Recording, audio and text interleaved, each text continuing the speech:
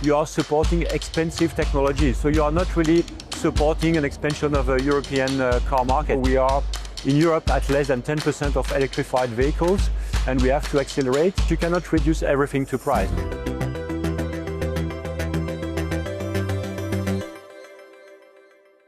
Welcome to The Big Question, the series from Euronews where we sit down with some of the biggest names in industry.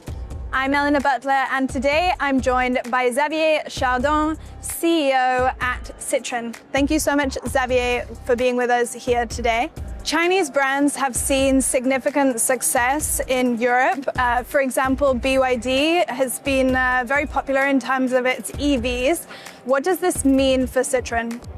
I mean, Chinese are strong competitors. We know that the Chinese market is by far the number one market in terms of electrification. So, of course, the Chinese brands come with a lot of knowledge. But Citroën, you know, we have 107 years of history.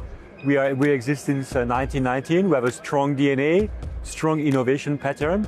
And we believe that it's not the first time that we are facing competition. We had the Japanese, South Koreans. Now we have the Chinese that are coming in.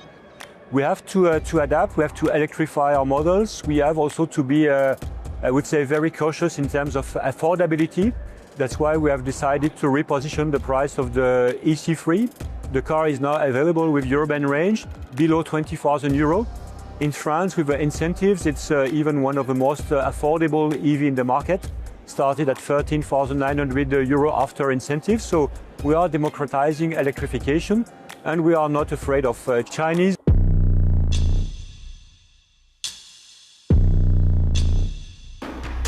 Citroën is an established, well-known brand, but given that there are so many cheap Chinese alternatives in Europe, do you think that brand loyalty really exists nowadays? Brand loyalty at Citroën is still strong. We are at above 50%. So we have a strong base of loyal customers. So price is a very important element of the buying process, but you cannot reduce everything to price. If you are focusing on price, you may be overtaken by newcomers like Chinese or other brands that will emerge by promoting their cars. So you need to be affordable, but to have also content that stands out in the market. And that's also why we put 8 years warranty, because pricing is important, but the value of a car is even more important in Europe.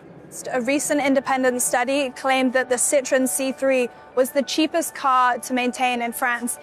Is this something that you think about when you're manufacturing your cars? Exactly, because you know the list price is important, but what is even more important when you keep your cars for 8 or 9 years is the TCO, so total cost of ownership.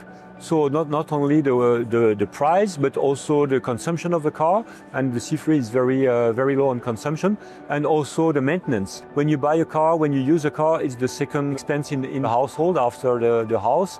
So this is very important that we make efforts there, and this is absolutely key for the Citroën brand. And one of the key recent developments for European car makers relates to an EU decision to ease a ban on sales of petrol and diesel cars after 2035. Are you happy about this decision? You can see the glass half full or half empty.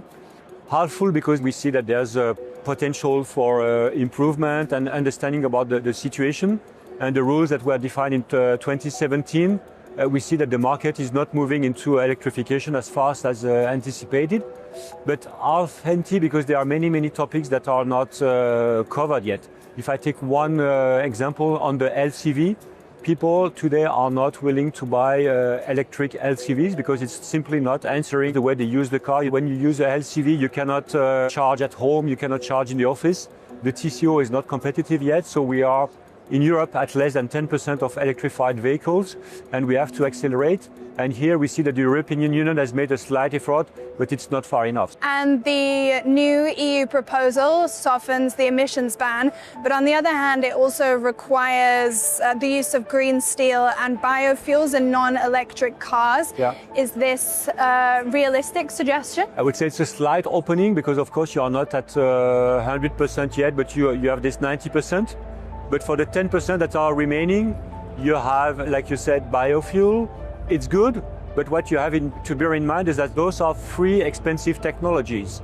And today, if you look at the European market, before COVID and after COVID, the market lost 3 million cars. those 3 million cars, 60% of them come from cheap cars or entry models, cars that were below 15,000 euro that disappeared.